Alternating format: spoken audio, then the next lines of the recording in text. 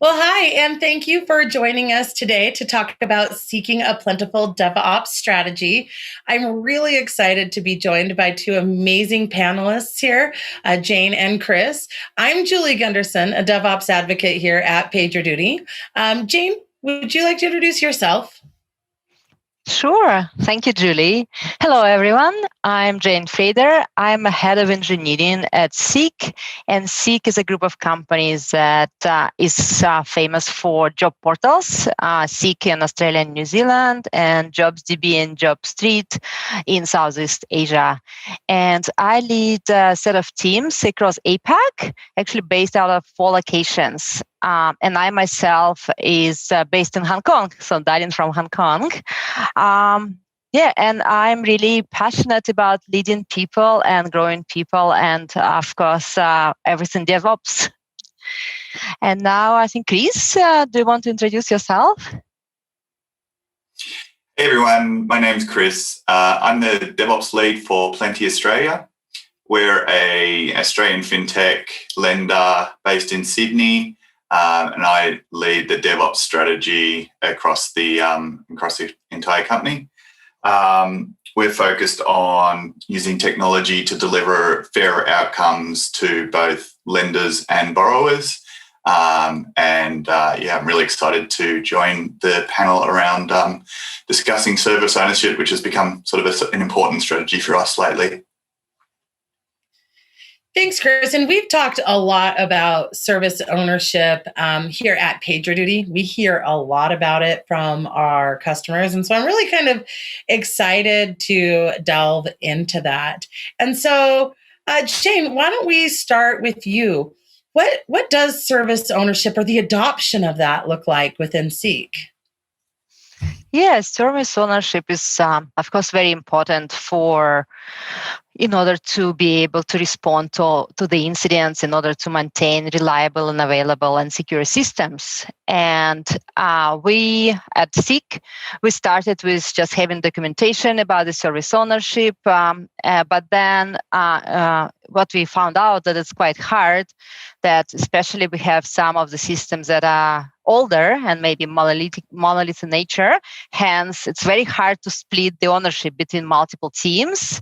And you end up with everyone pointing sometimes fingers at each other, or you don't even know who to contact. And then people also leave the company, right? So knowledge is kind of unfortunately decreases through the time, and it becomes harder and harder. And recently at Seek, we decided to go a different route, also to document all of our GitHub repos with the specific owners and develop ultimately like a small web UI where you could search and you could see owner for each of the repo that we have. And then we're now in the second phase where we even try to also document the dependencies between the systems using the same kind of application to be able to navigate. If you don't know who to talk to, right? If you don't know who's responsible for that system, you could just go there, search, and find the team responsible. How about you, Chris? What are you folks doing in your company? So one of our values, both internally and externally, is to make things happen. And we've found that historically, with a sort of a system that's growing very, very quickly, it's very difficult to find where that ownership rests, and keeping track of that as a system grows and morphs and teams change and people come and go has also been a real challenge for us. We've sort of tried to take a stance of looking at an action forward approach. So not worrying about sort of whose fault it is, but making it somebody's responsibility moving forward, and looking for sort of actions forward rather than trying to delve into the vast history of who possibly could be at fault, who's responsible for this historically. Doesn't matter. We've got a high trust culture. We've got, we can talk, we can work on problems together, and we can look at, okay, who's going to be responsible for this moving forward? You know, and we talk a lot about that too, high trust organizations and learning organizations. And both of you are obviously PagerDuty customers, as we talked about. And oftentimes when you're implementing service ownership, you're implementing that going on call for the services, the U code in production, right? That can be quite a cultural shift, quite a hard thing sometimes for organizations or individuals to wrap their hands around. Jane, how was that adoption at Seek? How'd that go? Thanks, Julie. Yeah, that's a good question.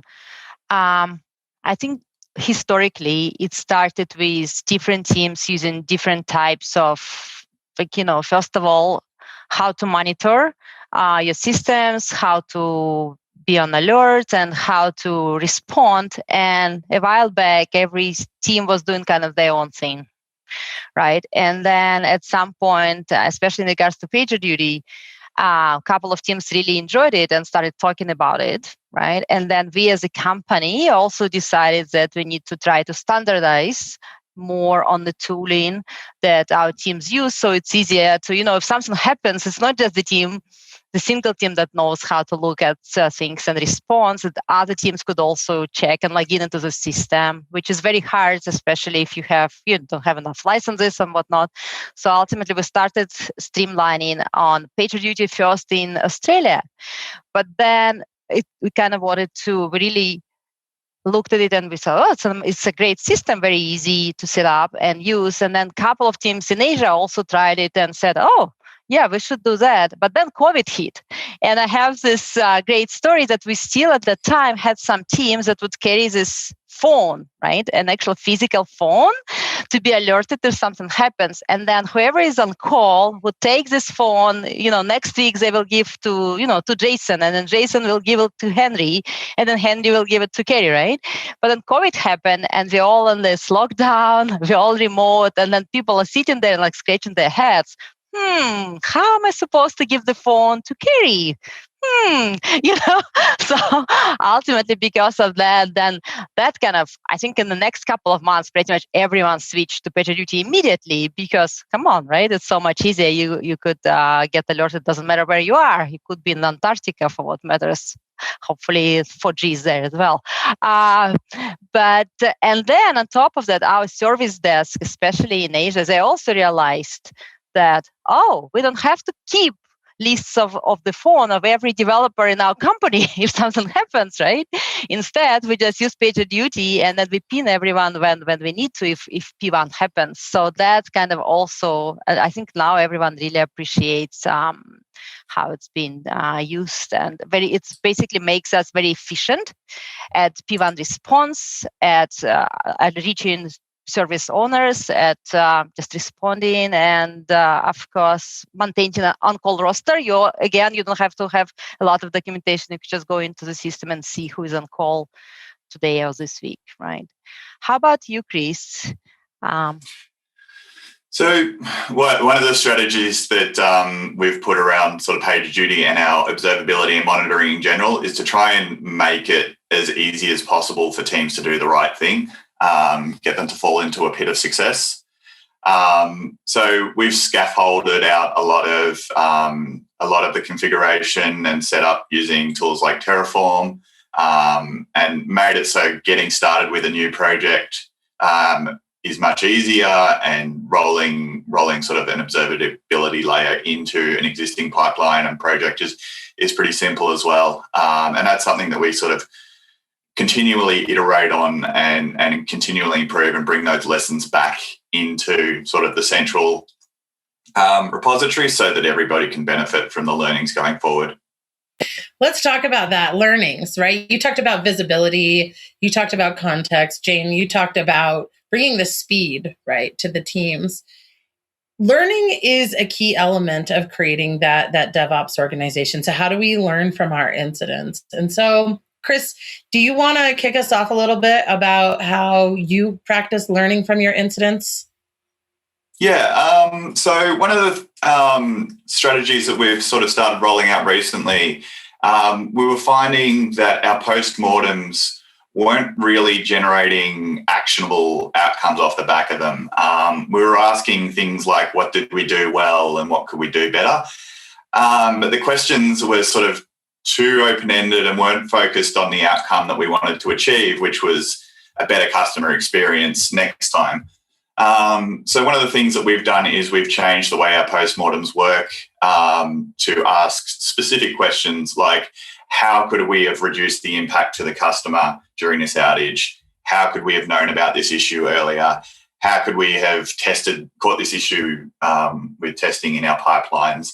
And those sort of specific targeted questions. And we found that leads to much better actionable outcomes off the back of incidents. We've figured that incidents are if we don't learn from them, they're a wasted opportunity. So we've focused sort of pretty heavily on making sure that we get the value out of the pain. I agree. Really, incidents are gifts, right? They're an opportunity for our systems to tell us something and for us to learn from it. I love hearing you say that you ask those how questions, because it sounds to me, again, like we're working towards that blameless culture where we aren't just saying everything is Chris's fault, for example. We want to stay away from that. And Chris mentioned that. Jane, how about you? Do you practice postmortems at Seek? Yes, definitely. Actually, ours sounds quite similar to what Chris has described. It's also the no blame culture is the most important point. And basically, the question we're asking is we are obsessed about our customers, we're obsessed about customer experience. And the question is how we could fix it right now, first of all, of course, and then for the long term, what are the actions that we should take so this doesn't happen? But actually, the mindset in the company is that we cannot prevent P1s from happening, right? Because we do so many deployments per day that they're bound to happen. But the idea is that you need to be able to action very quickly to fix it and in the moment, and then take it through the postmortem. And also what we are doing to even facilitate this no blame culture even further, we have these big meetings for engineers across the company that one could attend, that talks about different things, about some new project that the company a team has done, or some new tool that someone found. And one of the topics there are the kind of war stories.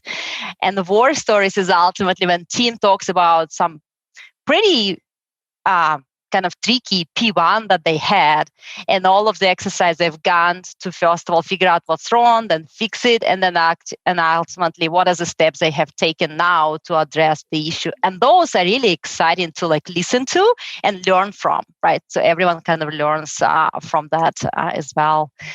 And another point I wanted to make in regards to learning organization, it's not only about postmortems, I think. It's also about, in general, the organization to be a learning organization. And at Seek, I feel it's one of, I have worked at different organizations. This is the best organization in regards to giving people access to training, learning, and we always encourage people to take some time to upskill, right, to get better, learn some new technology or soft skills, in fact, as well, which I think it's very important to ultimately grow our people and give them opportunities for the future.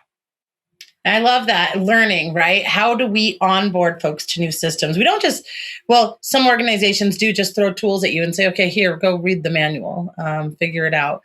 But how do we train people and bring them up? One of the things that we do at PagerDuty is we practice Failure Fridays, which is our form of chaos engineering. We find that that's a great way to bring new people along the journey, to get them used to incidents, to also tune our systems, and just really overall build that culture. I'm curious if you practice chaos engineering either at Plenti or at Seek. Chris, I'll start with you. We don't specifically practice chaos engineering, though we do have a highly volatile UAT environment. We don't have a chaos engineering function yet. But the way that we try to sort of exercise failure is by treating UAT as a sort of production grade environment.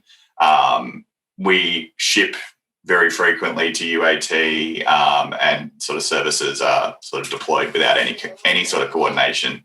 That usually sort of catches things that are going to go wrong, and also gives us a chance to give sort of the junior teams a more production-like troubleshooting experience with actual issues. So it's generally the individual teams have a bit more sort of free rein to sort of create their own and solve their own problems in that environment. Chaos engineering is something that we'll probably look at in the future,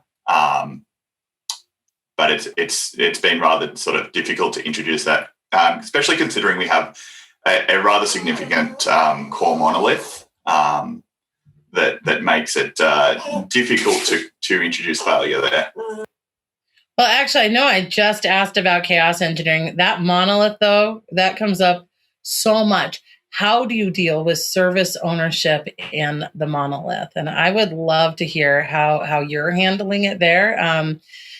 Chris, since you mentioned the monolith, I'll start with you, and then maybe we can give Jane a chance here. Yeah, sure. I mean, so we need to look at it as a shared responsibility, but we also try to carve out pieces of it to different sort of teams and areas based on their focus.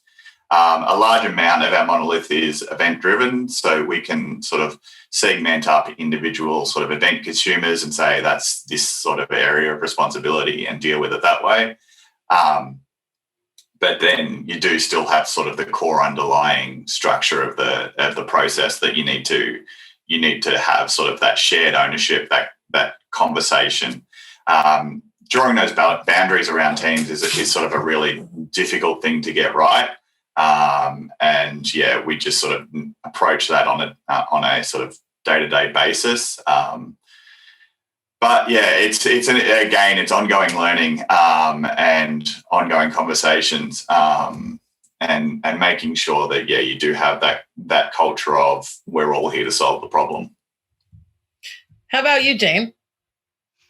Yeah, in regards to service ownership, it's a bit similar to Chris in a sense that we used to carve up the parts of the monolith based on the user experience, kind of the slices of user experience. But then about a couple of years ago, what we decided to do is there's still, as you said, there's underlying structure of that monolith. And if something happens, it often just affects everyone, right? And then, so what we end up doing, we ultimately assigned a team that owns actual monolith kind of as running system.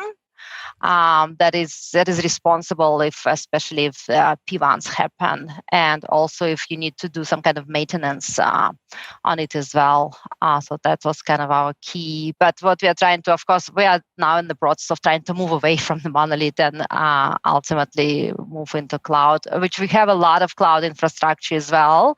So, in Australia, it's primarily cloud infrastructure, which is great. But then in Asia, we're kind of moving towards the same, which will take some time, of course. Yeah. Well, now, and let me ask this in just the last couple of minutes of our time together. If there was a piece of advice that you could give to an organization or a team new to adopting a DevOps strategy, what would that be? And Jane, I'll kick that off with you. Oh, that's a hard question. It requires its own conversation, I feel. But the piece of advice is that I think the first be customer focused, right? Why we are doing all of this is to provide great customer experience.